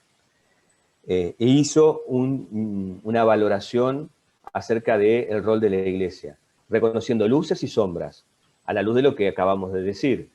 Sombras en función de la que la corona tenía el placet del Papa para desarrollar un trabajo de gestión de la presencia de la Iglesia Católica en estas tierras, y con ocasión de esa presencia y de ese proceso colonizador llevaron adelante, más allá de la tarea cultural, un avasallamiento que dejó diezmados a los pueblos originarios de América Latina. Y las luces en la figura de estas congregaciones, órdenes religiosas, y estos sacerdotes y obispos que estuvieron a favor de la dignidad y del reconocimiento de la autoridad de los pueblos para elegir a quienes los iban a gobernar. El Papa Benedicto hizo algo semejante cuando vino a Brasil en 2017, y el que más decisivamente se refirió a estos temas fue el Papa Francisco, porque él, en su persona, reúne tres realidades. Es hijo de inmigrantes europeos, de italianos. Él es hijo de esta tierra, porque nació en Argentina, es latinoamericano, y al mismo tiempo es la máxima autoridad de la Iglesia Católica. Reúne en su persona estas tres realidades. Vino a América Latina en 2013, y entre otros países visitó Bolivia, y ahí se reunió con representantes de la mayoría de los pueblos originarios todavía presentes en América Latina. Y él les dijo esto: yo, como representante de la Iglesia Católica, como latinoamericano y descendiente de europeos, me encuentro en esta encrucijada de reconocer que muchos en favor de ustedes hicieron cosas impresionantes para defenderlos a lo largo de la historia de la colonización, pero muchos otros que decían profesar la fe cristiana cometieron también atrocidades, y por eso yo, como lo hizo el Papa Juan Pablo II en el 2000, en 1992, nuevamente como hijo también de esta tierra, soy consciente del daño que ha producido la colonización, y cómo a veces la evangelización no estuvo a la altura de las circunstancias para defender con más claridad el avasallamiento español. Entonces el Papa hacía como un pedido de disculpas a los representantes de los miembros de los distintos pueblos indígenas. Había ahí también algunos enviados de las comunidades aborígenes de Argentina. Entonces, en esta suerte de balance, nosotros vemos en América Latina una realidad mestiza, con un proceso que dejó como un gran sustrato católico, porque la Iglesia está desde el minuto 1 en América Latina, con una gran creatividad evangelizadora que vemos, por ejemplo, en la obra de los jesuitas, con muchas tensiones entre la corona española y la realidad de los pueblos originarios que todavía hoy subsisten, hoy sigue siendo una deuda pendiente, el reconocimiento de los derechos de los pueblos originarios, y en muchos casos están arrinconados, privados de las condiciones mínimas de dignidad para mantenerse vivos. Tenemos como un ejemplo las comunidades Qom, con un nivel de penuria en cuanto a los bienes humanos básicos, que son objeto una y otra vez, 2x3, de notas de los medios nacionales o de protestas acá en el centro, porque no son visibilizados en su propio lugar. Un proceso que generó una gran fecundidad cultural y reconocimiento y defensa de la dignidad humana de los pueblos originarios y de los negros, que tuvo repercusión universal, ¿no? Hoy América Latina es el continente más católico, pero al mismo tiempo el más desigual, donde la vulneración todavía de la dignidad en el acceso a los bienes básicos como salud, educación, vivienda, trabajo, sigue siendo una gran deuda pendiente, en la cual la Iglesia hoy sigue comprometida a través de toneladas de obras sociales. Después de los estados nacionales, la Iglesia Católica es la que más colegios tiene en toda América Latina. Es como la gran educadora, de algún modo, después de los estados nacionales. Tiene una gran red de hospitales, de hogares para niños, mujeres, personas con enfermedades crónicas, enfermedades terminales, ancianos, una gran cantidad de obras sociales, talleres de oficios, itinerarios formativos para sacar a muchos chicos de las adicciones y poder insertarlos en el mundo laboral, y una gran obra social a través de Cáritas, que justamente después del Estado es la que mayor ayuda social brinda en toda América Latina. Es una organización de la Iglesia Católica presente en gran parte del mundo. Y así todos seguimos estando en un ámbito de mucha desigualdad. Así llegamos a el siglo XX, que después de la pausa vamos a recorrer juntos. Si hay alguna pregunta de estas tres primeras etapas, la constitutivo fundacional, la de meseta o la de la época de las grandes crisis, antes de arrancar con la etapa de la reconstrucción, nos abocamos a responder esas preguntas. Hacemos un recreo, son 11:55 creo que van a ser, así que si les parece, nos reencontramos 12:15, 20 minutos de recreo, para que tomen aire, calienten agua, vayan al baño, acomoden alguna idea que por ahí quedó ahí flotando, y si hay alguna pregunta, arrancamos entonces 11:15 con los que estén con esas inquietudes. Así que podemos apagar las cámaras, dejamos los audios silenciados y retomamos 12:15.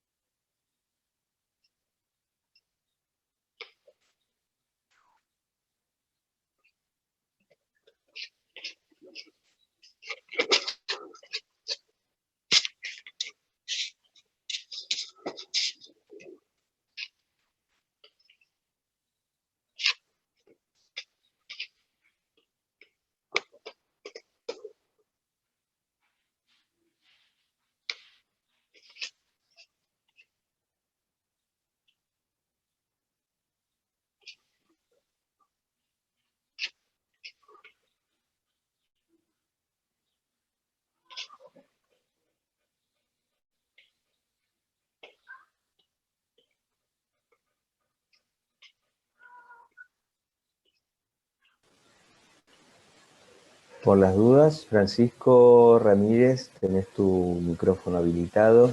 Si lo muteás, así te quedas tranquilo también.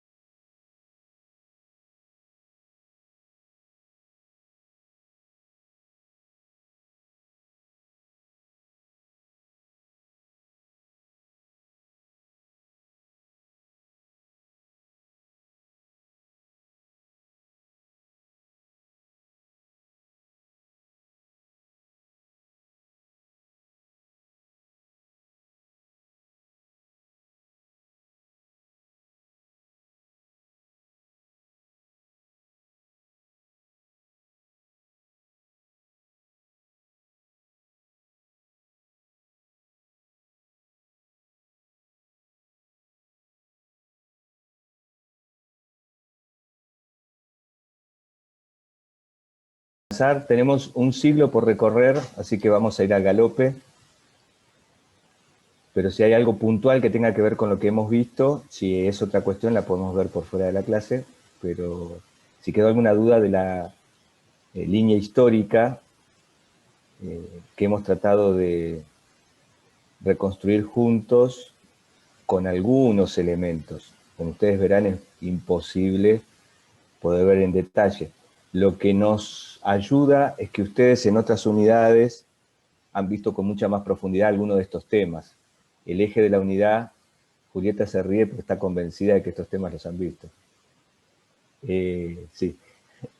Lo que busca la unidad 8 es ofrecer como eje transversal para ver quizás los mismos temas, pero desde la perspectiva del rol que ha tenido la Iglesia Católica, reuniendo elementos quizás de varias unidades, pero puestos en función de una línea histórica a partir de la Iglesia Católica como criterio de interpretación, ¿no? Bien, Fabricio, sí, les voy a pasar un segundito, se los paso ahora por si a alguno se le cae la conexión. Quiero ver acá. Un segundito, les paso el texto.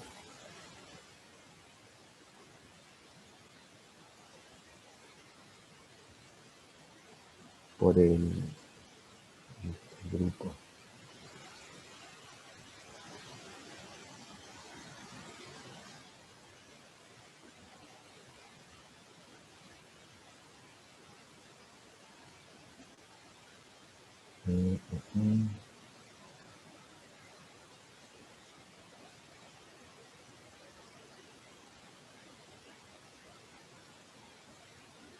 Un segundito, así cerramos este tema.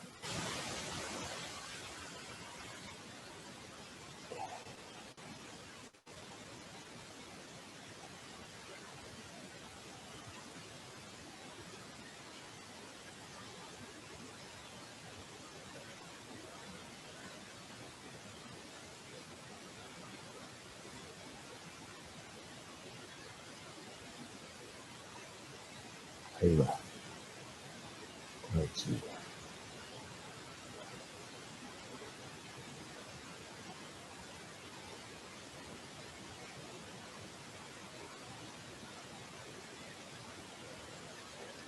Para que sea más práctico y más liviano, se los envié como PDF. de tal manera que no tengan problemas con la configuración, que se desarma, el tipo de letra, que después no entra el texto, qué sé yo. Bueno.